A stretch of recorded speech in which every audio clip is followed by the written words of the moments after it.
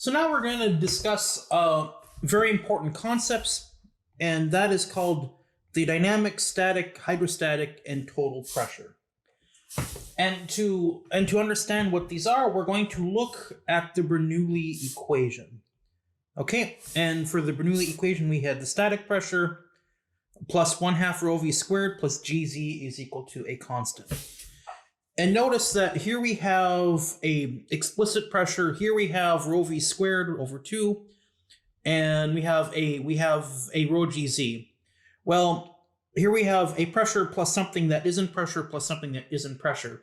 But because the units of these must be the same, this the quantity of rho v squared must have units of pressure, and rho gz also must have units of pressure. Okay, and so we basically can label all of these three terms, and this explicit pressure here, that's called static pressure. Okay, and so that is just whatever the pressure is at the velocity of the fluid, and we have what's called a dynamic pressure, and that is the pressure associated with the motion of the fluid or the kinetic energy of the fluid. And then we have a pressure associated with the change associated with the elevation, and that's sometimes called hydrostatic pressure. Okay, so we're going to use these terms dynamic pressure, static pressure quite a lot in this class. Okay, and so we just need to get used to those. And if the change in the elevation is small, we can neglect the hydrostatic pressure. That goes away. And the Bernoulli equation becomes this.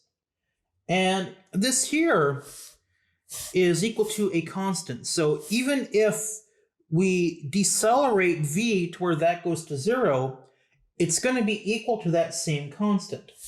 And so this here is the sort of static pressure. The combination of these two terms is the static pressure if the flow is brought to rest, and that's quite a mouthful to say. We can't say this is static pressure if the flow is brought to rest. Instead, we call that what's called the total pressure. Okay, and that's the total, or sometimes called the stagnation pressure. Okay, and it is really just the sum of the static pressure and the dynamic pressure. Okay, and the total pressure is given by this. So we basically look at the Bernoulli equation here. I'm going to get rid of this for the time being. And when we evaluate the total pressure, we have Pitot, which is the total pressure. So that's Pitot. So this is total pressure plus the velocity when we're evaluating the total pressure, Vtot, plus the pressure plus the velocity of the streamline that we are at. But the total pressure, and I'll call this Pitot. Okay. Notice in its definition that it's if the flow is brought to rest. So to do that, we just set this to 0. It's brought to rest.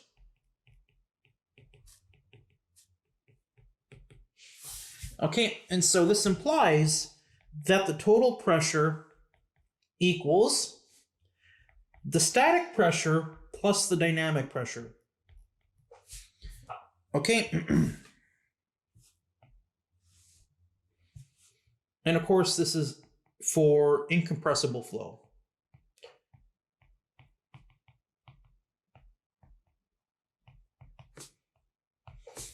If you guys deal with high-speed flows, this becomes a bit more complicated, because if the flow is compressible, that means density changes. That means we basically not only need to state that we bring the flow to rest, we need to define how we are bringing that flow to rest. And hint, what we do in compressible flows is we bring the flow isentropically to rest. But in this class, we will not be dealing with that stuff at all. Okay, and so this here is called the total pressure.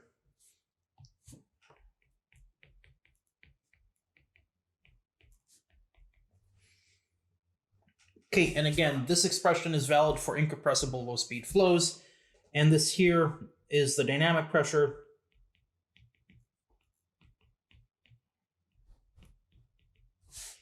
And this term here is the static pressure.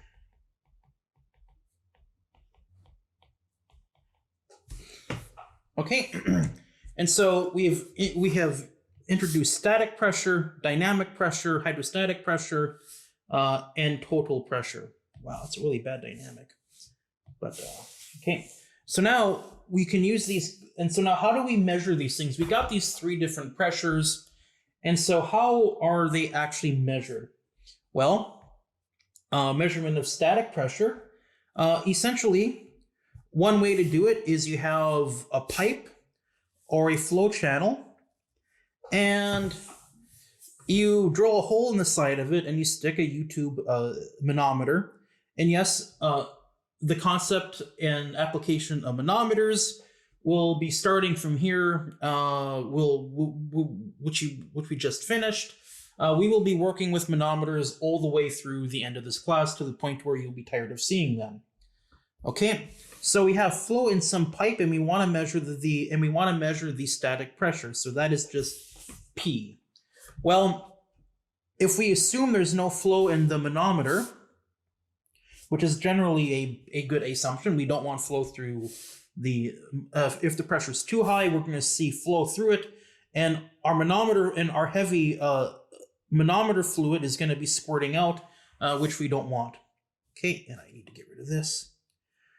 And also, often you'd have not a U-tube manometer, but some sort of pressure gauge, basically stuck to the side of the wall. So here, this manometer, by basically virtue of how it's being set up, assuming that there's no flow here, if you apply the manometer relations and start here, which is atmospheric pressure, and walk towards our point there, we will actually know, based on this height difference and this height here, perhaps, we will know what the static pressure is at this point here. Okay. So, and this manometer will measure the static pressure. And why is that? Well, ideally, the streamlines will have no curvature. That is 1 over r approaches 0, and dp dn is equal to 0. Okay, so that means what this manometer is going to do is it's going to measure the pressure. The pressure in this is going to measure the pressure in the streamline, but you need to design this very, very carefully. So let's look at a bad design here. So you need to design it carefully without burrs. So here we have the same channel, except for there's a little lip just before our manometer. So if we think of what the streamlines have to do, they're going to have to go up over that lip and then back down. Now, what this does is this introduces curvature of the streamlines. And ideally, what we want to know what the pressure is in the middle of our tube, our pipe, our channel. Okay, so we want to know the pressure here, but the manometer is actually measuring the pressure right there, because again, we're still assuming no flow here. So it's going to be measuring the pressure right here. Okay? But because of the streamline, but because of the curvature of the streamlines, we know that the pressure here is going to be different than the pressure here. Okay? And that means there is going to be an uncertainty in the measurement of the pressure, meaning that it's going to measure the pressure here, which isn't necessarily the pressure there. Okay, and so you want to design these very carefully. to have nice flat streamlines like this. Okay, so this is a good configuration. There is no burr. The flow just keeps going right over it, and there's no streamline curvature, so that the pressure is the same here as it is here, as it is here, as it is here.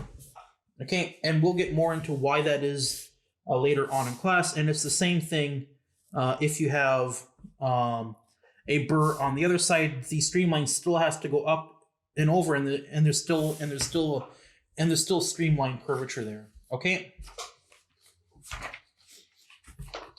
So basically, in a homework problem, if you see a tube and there's a hole like this with a manometer or a pressure gauge, that point there is measuring the static pressure. Okay.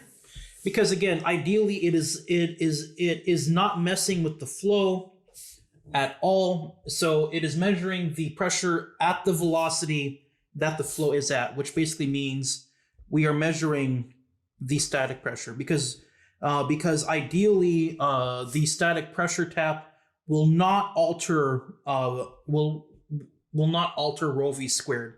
That is, we are trying to measure the pressure without intrusively, in a non-intrusive manner that is not changing rho v squared. Okay, so that's ideally what we are trying to do, is measure this with, and to do that we have to do it in such a way that we do not change the dynamic pressure just by drilling the static pressure tap on the side. But in reality, we always are a little bit. But you can have, as I said before, you can have good designs and you can have really bad designs. Okay, so now we know how to measure the static pressure. And again, the sort of key phrase and the sort of thing to look for in homework problems and things like that is it's just a hole tapped into the side of a channel or a pipe. Now, how about the total pressure? How would we measure that? Well, to measure total pressure, we need to think of the definition, and we need to bring the flow to rest.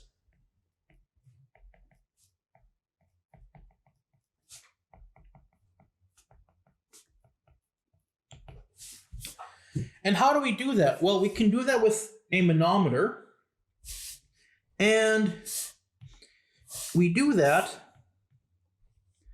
by not drilling a hole into the side and then mounting the edge of the manometer to be flush with the side like we did earlier. Instead, we actually take the manometer and stick it and then turn it so it faces into the flow like this.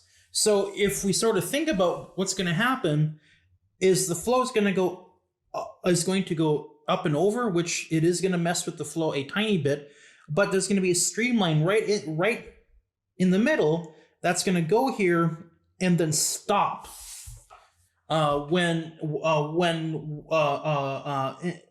then stop because it can't enter because it cannot enter the manometer, because again we are assuming that there's enough height difference here in our manometer fluid such that there is no flow. So basically, if there is no flow here, there cannot be any flow here. And so basically, no flow in the manometer. Okay, and so this manometer here is measuring the pressure of the fluid as it's being brought to rest, just because the flow has to stop just before the entrance to the manometer, because there is no flow inside of the manometer. So at the very outer edge of the manometer, it's measuring the total pressure, just because it is turned to face the flow. So in your homework problems, if you see a manometer set up like this,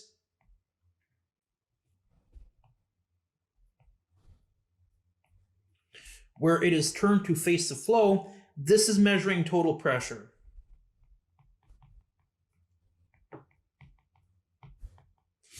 Oh, okay.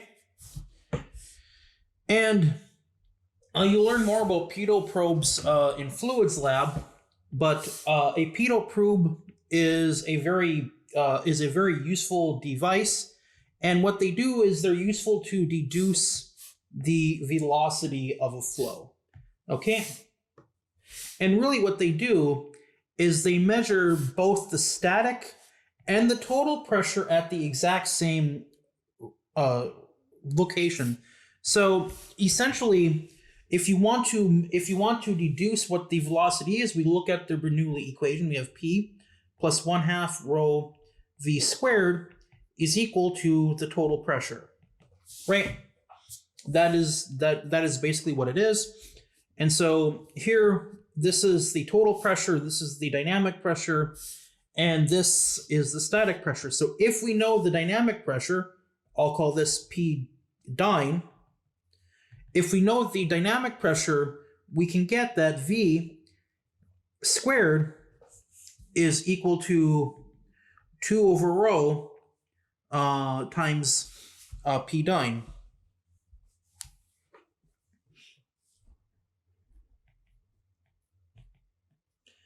Okay, or I can take the square root, and as long as we know the dynamic pressure, we can deduce what the velocity is, and that could be very useful, like say on an airplane, if to know how fast it's going. And typically, what's done is you can use a device called a pitot probe, and they measure both the static and the dynamic, in the total pressure. And if you know the static pressure and you know the total pressure, you can then figure out what the dynamic pressure is. And then after you know the dynamic pressure, you can figure out what the velocity is. Okay? And so what a pitot probe looks like is it is really a sort of 2-in-1. Is that first there is a static pressure probe where we have a sort of outer tube, and that outer tube contains a static pressure tap. And so this outer tube here in green is measuring the static pressure, and inside of that we have a second pressure gauge, and that is pointed towards and that is pointed into the flow. So this channel here is measuring the total pressure, and the change of elevation here and between here and here is very small, so we can effectively assume they are measuring the static pressure and the total pressure along the same streamline. Okay, so then if we work with the expression like I just said, we know that, and I'll use Pitot here, not P naught. We know that Pitot is equal to 1/2 to P plus the static pressure plus the dynamic pressure. So we can solve for the velocity if we know that, if we know this term and that term.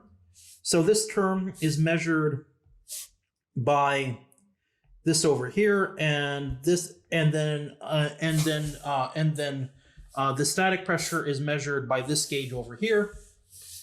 And these are, and as I said, these are both measured by the Pitot probe. Okay. And so that is a very common way that you can deduce that. And in your guys' homework, again, I don't want you guys just basically grabbing formulas from the book. I actually want you to go through the manometer relations every time and go through the Bernoulli equation at least in the beginning until you get used to it, and you become confident that you understand the fluid mechanics and the principles used to derive those. Okay, and so, or there's another way to sort of think about this, and you have a single U-tube manometer, but we have a side over here which is mounted flush with the side of the channel. And so you can think of this side here is sort of based on the static pressure, and we take the same manometer, loop it back around into the flow, and basically force a portion of it to basically face the flow. And so this portion here is going to measure is going to measure the total pressure. Okay, and so we have some sort of manometer fluid that has some specific gravity SG. And you can, and I'm not going to do it here, but you can apply the manometer results from the fluid statics module to find a relation between the total pressure and the static pressure as a function of this height difference here, h. Okay?